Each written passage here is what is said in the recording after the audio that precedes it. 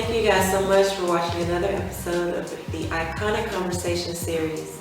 Today we're having an iconic conversation with Mr. Johnathan Williams, who is the CEO, founder, and artistic director for the Johnathan Williams Center for Performing Arts. Yes. An icon is a person or thing meant to be revered or idolized. For the purpose of the Iconic Conversation series, we're interviewing people in our community that are worthy of being recognized for their efforts to be positive role models in future generations. So to start off with, Mr. Williams, Yes. were you born and raised here in Southeast Texas? In Beaumont, as a matter of fact. Raised here until I was about 17 and then moved away for school. Okay. And that was several years ago, but this was in the 70s. I'm dating myself, but this was, it was in the 70s. So what schools did you attend while you were here? Well, I went to, if you mean high school, I went to Charlton Pollard, finished from there in 75, and from there I went to Houston Tillotson College in Austin, and then after a year I transferred to Howard in DC. Cool. Yeah, and finished from there. Yeah. That's awesome. What did you major in? In music. Awesome. Yeah. So you're also musically inclined. Oh, absolutely, yeah. I'm a singer by trade, so. Cool. Yeah. What musical instruments do you play? I play at the piano, but primarily vocals. Cool. Yes. Cool. Yes, most of our little siblings, and me and my siblings, we grew up in Mississippi for the most part. Okay. We moved out here around middle school, high school, and grew up out here. But from elementary school, we had an instrument. Oh. Our mother put us in the band, and it just went from there. I loved music as it was, but to play the instrument was another level, and they really taught you how to read music in Mississippi. So we had a good musical foundation to begin with. So I was raised to be another musician. Yeah. Tell me about what you do at the Johnathan Williams Center for Performing Arts. Well, if I could back up a little bit further than that, we started in December of 2016, and the purpose and the mission of the organization is to educate local talent in the fine arts and also provide opportunity for them to perform. And so we've been about that for about 3 years now. But before that, I had a touring choir that toured across the country. That's awesome. And we performed in Atlanta, in Orlando, at the White House in DC. Yeah, they were a real talented group of kids, and so I wanted to continue that. Actually, I made a promise to them that I would form a nonprofit so that they would be able to continue what they were doing. And so after I retired, which was also in May of 16, I established this organization along with some very close friends of mine. Cool. That's very awesome. Yeah. Do you still keep in contact with the kids now? Oh yeah. Many of them, of course, at this point have families, and they live around the world actually. So we stay in touch with, through Facebook and other means. But yeah, we stay in touch. That's I've had, as a matter of fact, I had a few of them who participated in the show. They were with us in Atlanta. That was our first tour, and I asked him if he would help out with Scrooge, and he played Cratchit, which is the second largest role in the show. Was that the one for December? No, that was a different Cratchit. He's a student, believe it or not. There was two. There was one that came aboard this year, and then the other was a student who's in the 8th grade. Yes. Yeah. I'm not sure if he was playing that night or not, but the student was playing. He was playing that night. Yes. He was amazing. He did a great job. He's really pretty smart. Pretty smart. Yeah, it's good to have him. That is awesome. Because I have TJ Scott. Yes. It was amazing. Yeah, I think I saw an audition on YouTube he did a good job on the audition, I thought. Awesome. Yeah. I'm so proud to have him. Yeah, he's a good player. What was your biggest inspiration to take this path? Well, when I was a young performer, and I'm talking about 4th, 5th grade, Okay.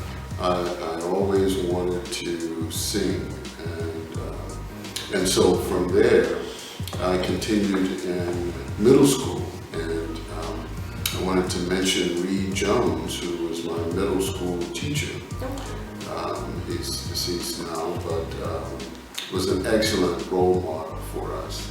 And so we continued through high school in music and was named the outstanding music student for that grade level in my senior year. So I was really proud of that. And Dolores McQueen was our director at that point. So I couldn't go any other direction but music. Yeah.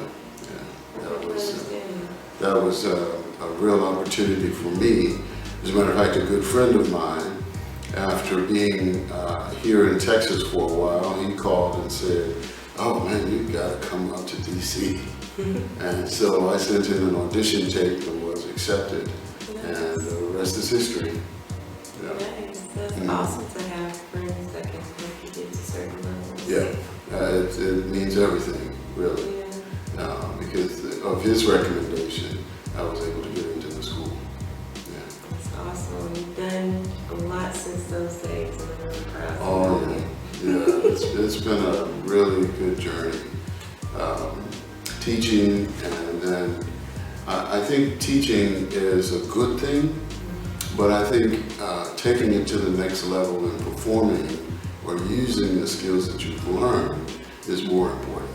So that's why we would tour, and I wanted to show the students how much they could do with their talent. And so that's why we were touring, and actually it started from an education conference in Los Angeles. I was sharing some pictures of my students and their work, and he invited us to Atlanta. Came home and shared that with the principal, James Broussard, who was very instrumental in hiring me as an educator. I was in marketing before I moved back to Beaumont. Wow. So that was a new experience for me, but I really appreciated him giving me that opportunity.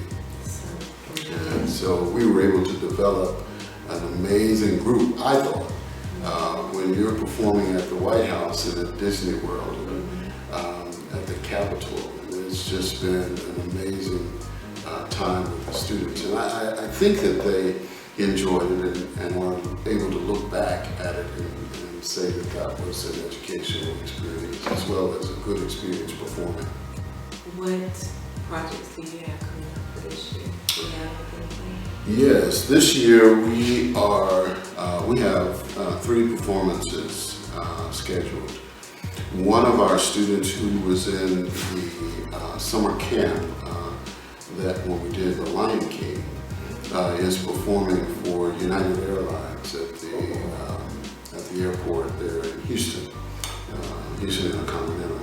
And so that's on the 18th. And then we have a summer camp, June 1st through the 27th, and we're going to do Annie this year. And so that should be really nice. And then, of course, at the end of the year, we'll do Scrooge again. That's an annual production for us. Nice. Yes. Can't wait to see it. I'm so excited about it. Yeah, we have, last year we did 5 events, we call them. The first was a concert with Mickey Berry.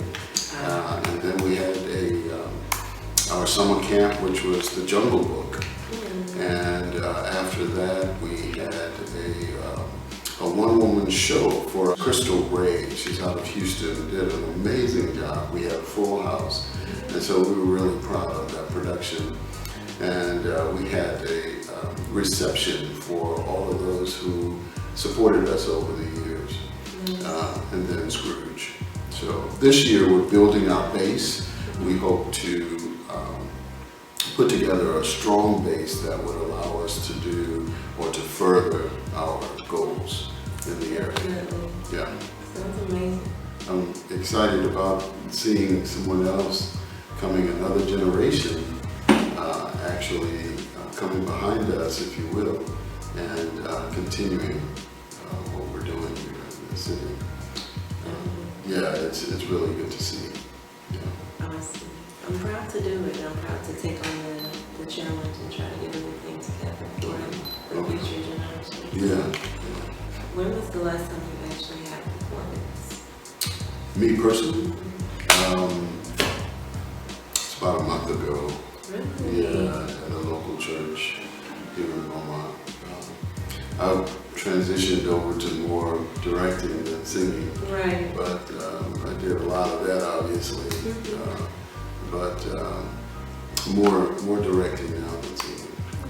So when you do even directing, performing, do you get performance anxiety?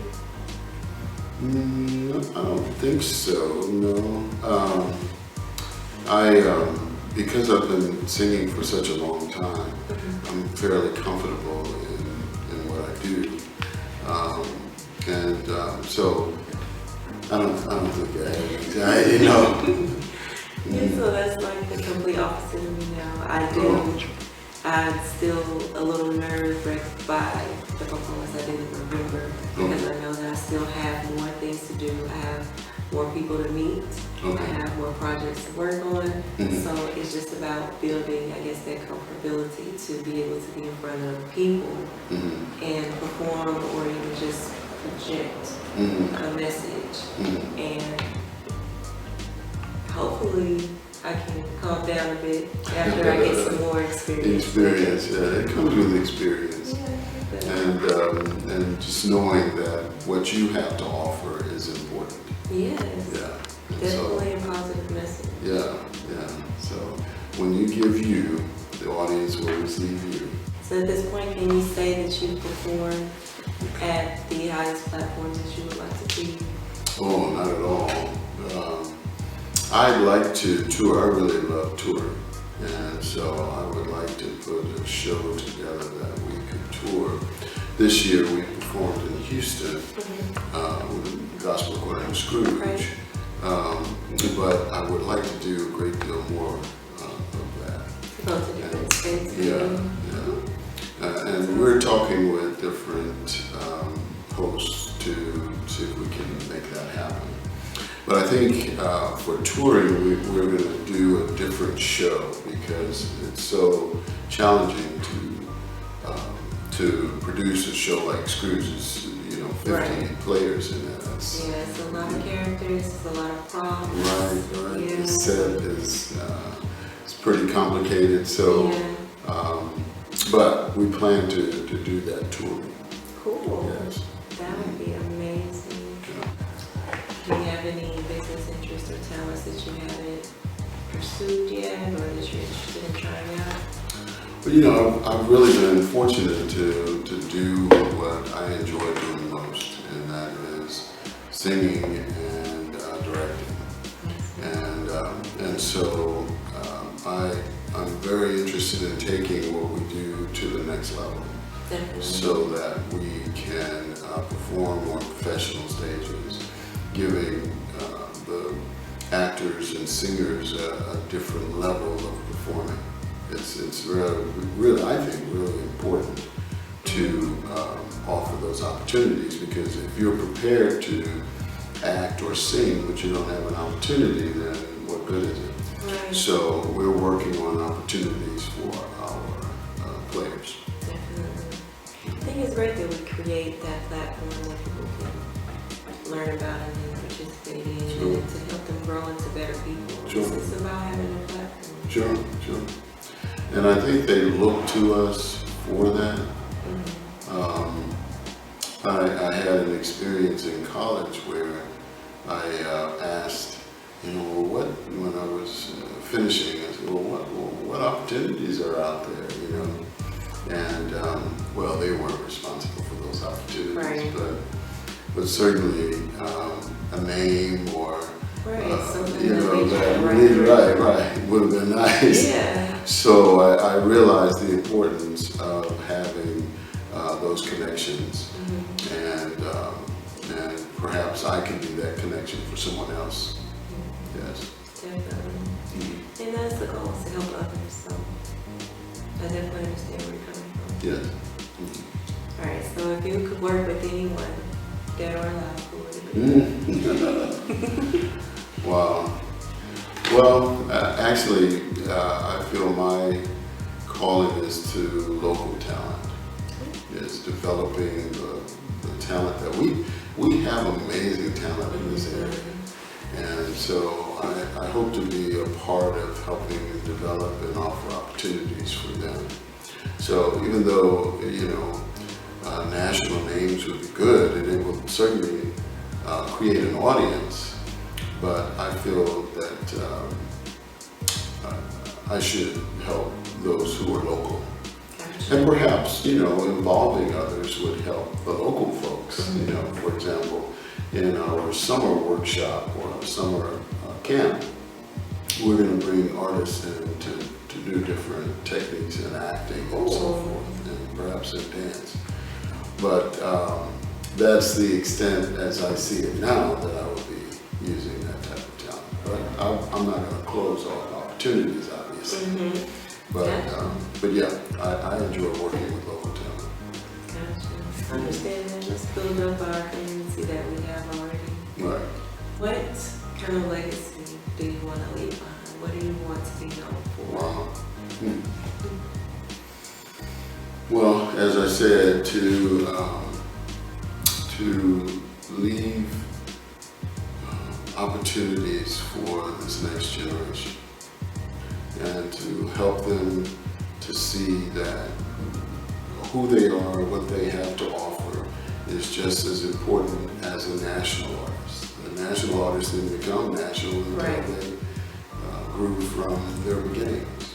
So I want them to know that they can do the same thing, and it starts here. So that's the type of legacy that I'd like to leave. I think you're well on your way. Well, You've thank you. impacted a lot of people so far, so I know I'm definitely one of those people. Well, thank you. What about our community? What changes would you like to see? I'd like to see more facilities available to the African American community. At this point, we don't have anything that we could access or call our own. Right. And so I want to see more availability for us, and on a high level, not just anything, but on a very, very high level. And so I think that's the need we have, one of them. And also for those facilities that are available to us downtown, I would like to see a rate structure that would encourage nonprofits to use the facilities. At this point, as far as I know, we have Julie Rogers and the Jefferson Theater. The rates are the same, whether you are a hometown person or you are a person coming from out of town, or a company coming from out of town. And I think our goals are the same as far as the city is concerned. We want to see more activity downtown in the way of live theater, or for projects such as yours. But sometimes the cost is prohibitive, you know? And so I'd like to see a rate structure that would encourage local folks to use the theaters downtown more. I get it. Yeah. I get it. That makes sense. I mean, you want your local community to participate and grow. So there should be some sort of accommodation for the people that are already here. Right. Versus the people that are coming from out of town and wanting to put their stuff here. Right. So yeah, I agree. I think that should happen as far as a rate to accommodate citizens versus non-citizens. I think That so. makes sense. Because we have the same goal. Right. Yeah. And we're already here. Right. And we want to encourage more productions downtown. And I think the rate structure would help a great deal. Yeah, revamping that. And I understand that it can be done by the city council. So I want to encourage the city council to consider a different rate structure for those who are living in Beaumont or the surrounding areas, so that we can help you to become the best Beaumont that we can be. Definitely. Yes. I hope we can get that message across. Sure. What advice would you give to someone that is to follow in your footsteps? Follow your dream, and don't let anyone deter you from what you feel you're called to do. There's always the folks who don't believe that it can happen. But if you continue, regardless of how long it might take, it'll eventually come to pass. I think that perseverance is definitely one of the goals that should be cemented in kids at a young age. Yeah, because absolutely. nowadays a lot of kids, they're just looking for that instant gratification, and if they don't get it, they get bored of and going to the next thing.